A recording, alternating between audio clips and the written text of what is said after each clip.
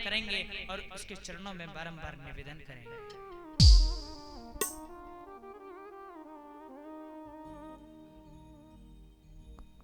सो महाराज आज भगवान भोलेनाथ ने कथाओं को सुनाना प्रारंभ किया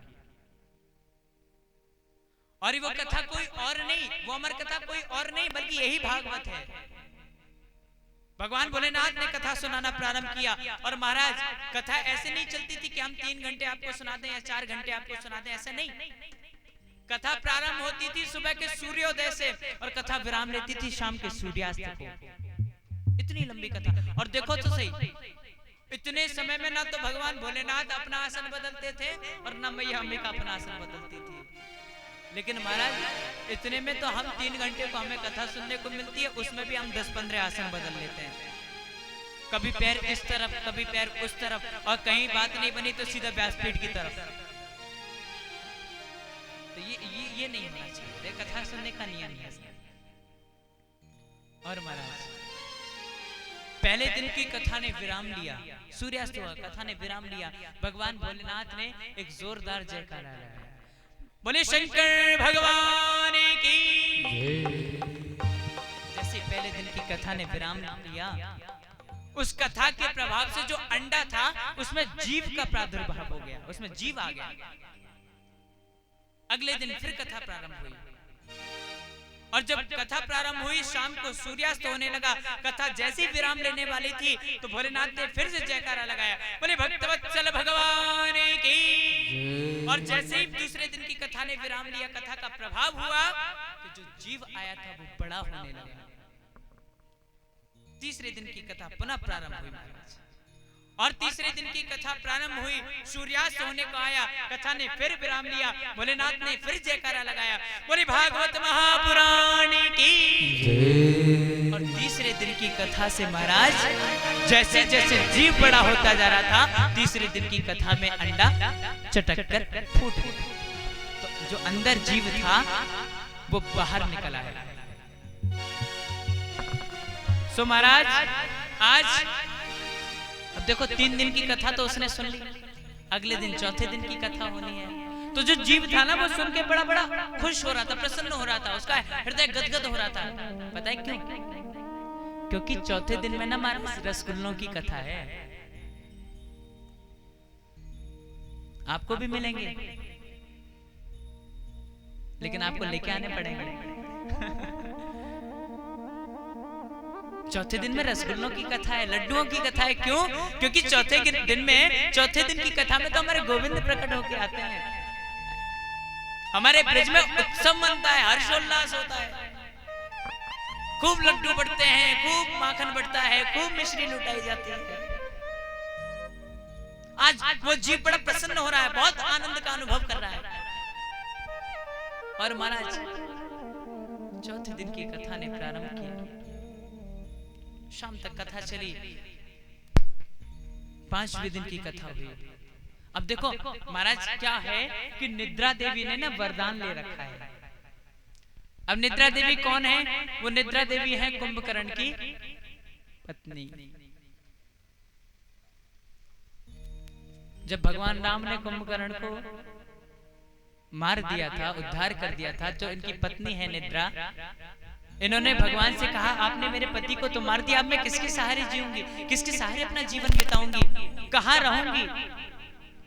क्योंकि लंका को हनुमान जला चुके थे, कुंभकर्ण को भी मार दिया, अब जिसकी छत्र छाया मिलनी थी उसकी छत्र छाया रही नहीं। निद्रा देवी ने कहा प्रभु अब मैं कहां रहूंगी? सो महाराज भगवान ने कहा था कि जहां जहां भी हमारी कथाएं होंगी, जहां जहां भी सत्संग होगा, पूजा होगी, भजन होगा, वहां वहां आपका प्रभाव बना रहेगा।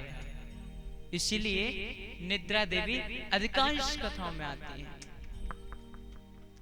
अच्छा महाराज एक जगह कथा कर रहे थे हम, एक मैया बड़े नियम से आती थी कथा सुनने समय से, और समय से सुनती भी थी, लेकिन जैसे ही वो कथा को 1-2 घंटा बीतता था तो मैया खड़ी होती, और बड़ा पंडाल था तो ये जो पाइप गड़े हुए बीच में भी थे लाइन से, 30 का पंडाल था, तो बीच में भी पाइप लगे हुए थे। तो क्या करती वो मैया, खड़ी होती बीच कथा में और एक ऐसी जगह टटोलती जहां पीछे पाइप हो, और पाइप से कमर टेक के आराम से बैठ जाती। अब मैया बूढ़ी थी, चश्मा लगाती थी, नजर कमजोर थी। हम बड़े भाव से कथा सुनाते थे, सारे लोग सुनते थे, वो भी सुनती थी। और महाराज एक दिन हुआ क्या कि हम कथा विराम दे करके यहाँ व्यासपीठ से उतरे और निकल करके जा रहे थे, तो भी वो मैया हमारे पास आ गई। मैया ने कहा महाराज राधे राधे। हमने कहा राधे राधे मैया। बोले महाराज, हमने पूछा मैया कथा आपको कैसी लग रही है, कथा समझ में आ रही है कि नहीं आ रही? तो हमसे बोलती है महाराज आप बड़ी प्यारी कथा सुनाते हो, बहुत मीठी कथा सुनाते हो। हमने पूछा मैया ऐसा क्यों? मैया ने कहा महाराज आपको सच बता रही हूँ, मैं अपने घर में जाकर के शाम को नींद की गोली खाती हूँ, मुझे नींद नहीं आती। लेकिन महाराज आप इतनी प्यारी कथा सुनाते हो कि आपकी कथा में बैठ करके मुझे कब नींद आ जाती है मुझे पता ही नहीं चलता।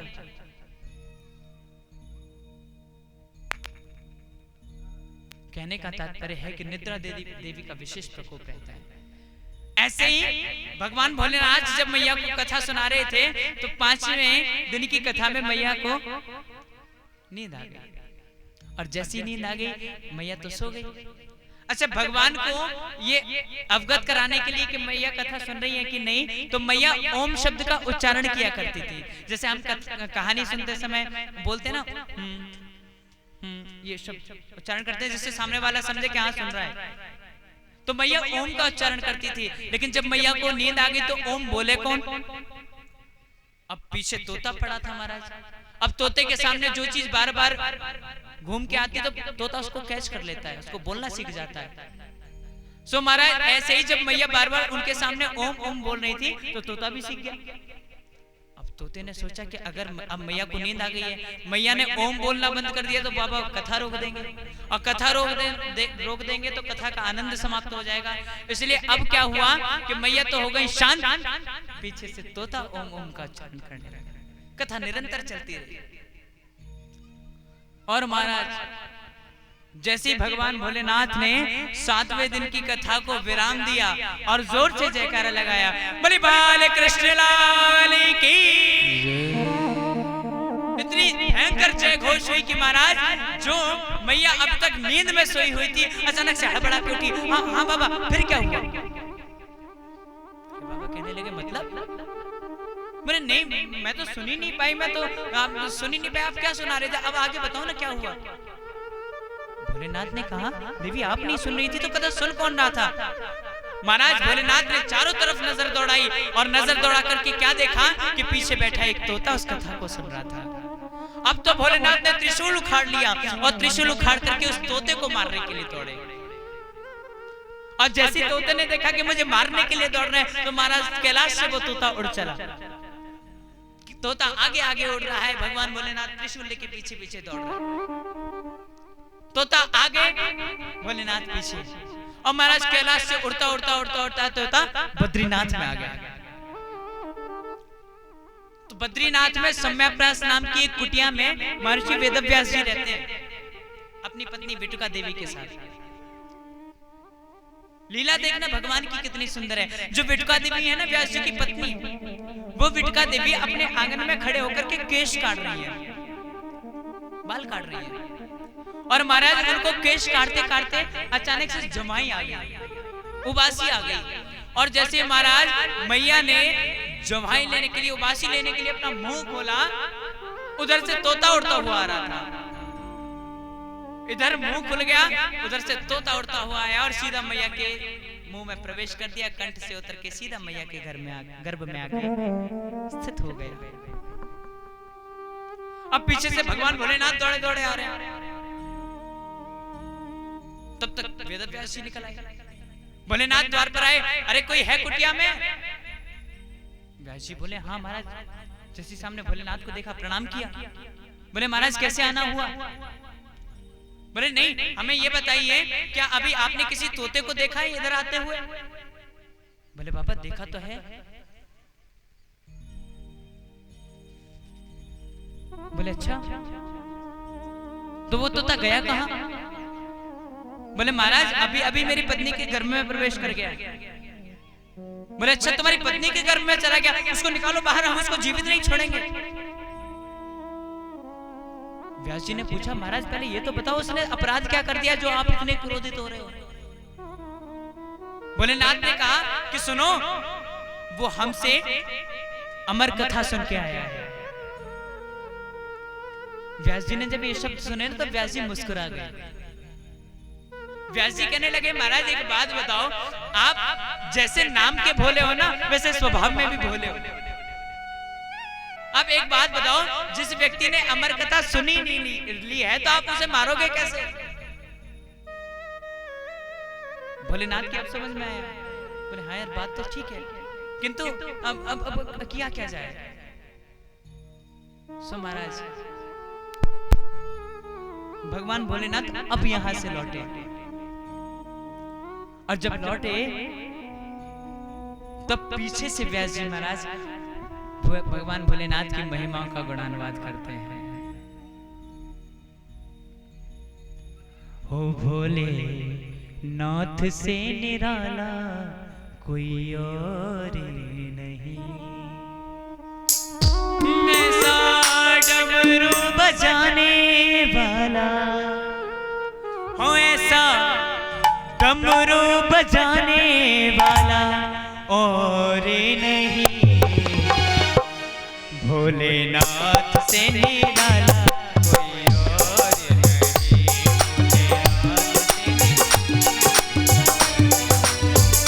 हो ऐसा डमरू बजाने वाला, डमरू बजाने वाला, डमरू बजाने वाला और नहीं, भोलेनाथ से निराला कोई और नहीं, भोलेनाथ से निराला कोई और नहीं। अच्छा एक बात बताओ, आप में से कितने लोग जो भोले बाबा को मानते हो? एक नहीं दोनों हाथ उठाओ, अब मीठी मीठी तालियां बजाओ। हरि बोल।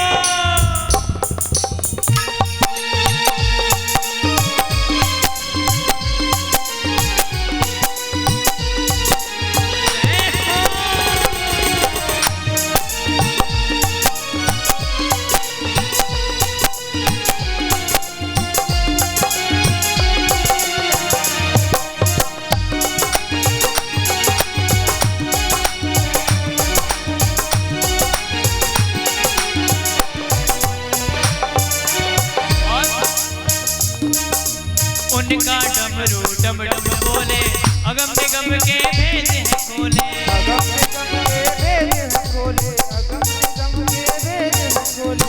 उनका डमरू डम डम बोले, अगम निगम के भेद हैं खोले, अगम निगम के भेद हैं खोले, अगम निगम के भेद हैं खोले। हो ऐसा भक्तों का रखवाला, भक्तों का रखवाला, भक्तों का रखवाला, भक्तों का रखवाला और नहीं, भोलेनाथ से निराला कोई और नहीं, भोलेनाथ से निराला कोई और नहीं।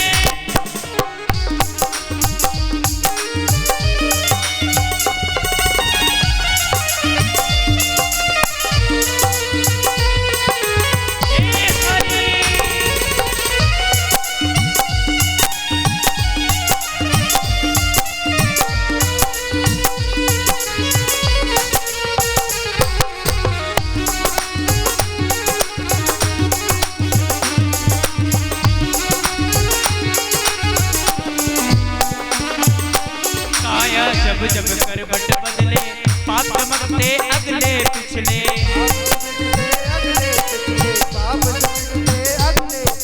काया जब जब करवट बदले, पाप चमकते अगले पिछले, पाप चमकते अगले पिछले, पाप चमकते अगले पिछले।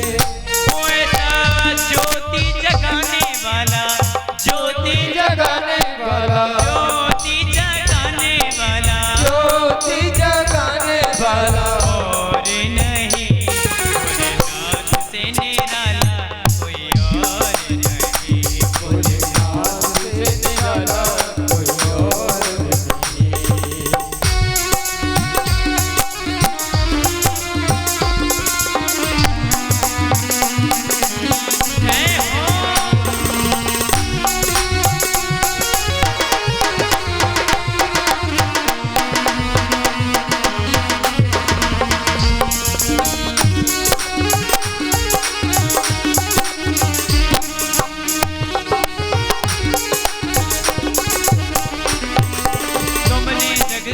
कष्ट मिटाया, मुझको स्वामी क्यों बिसराया, मुझको स्वामी क्यों बिसराया, मुझको स्वामी क्यों बिसराया। तुमने जग का कष्ट मिटाया, मुझको स्वामी क्यों बिसराया, मुझको स्वामी क्यों बिसराया, मुझको स्वामी क्यों बिसराया।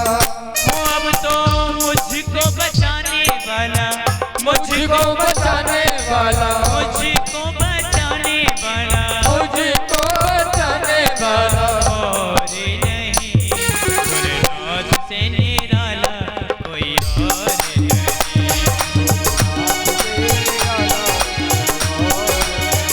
ओ ऐसा डमरू बजाने वाला, डमरू बजाने वाला, डमरू बजाने वाला, डमरू बजाने वाला।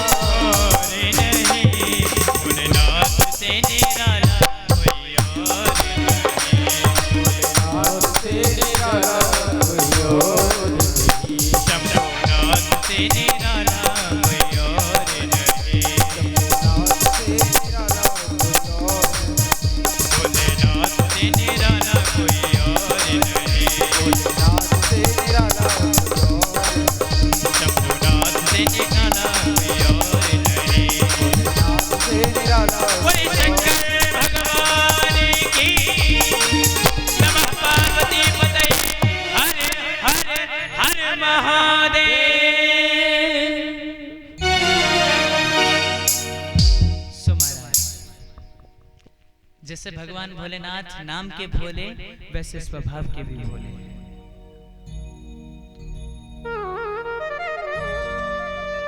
आपने अभी कथा के अंतर्गत सुना कि वो जो शुक था, वो जो तोता था, वो मैया बिटुका के गर्भ में आके ठहर गया।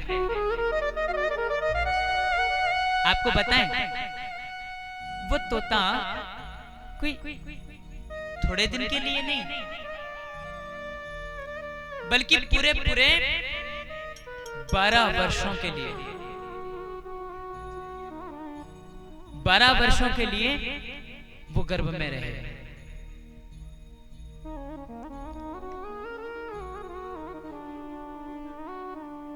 हमारे परीक्षित जी कहाँ हैं?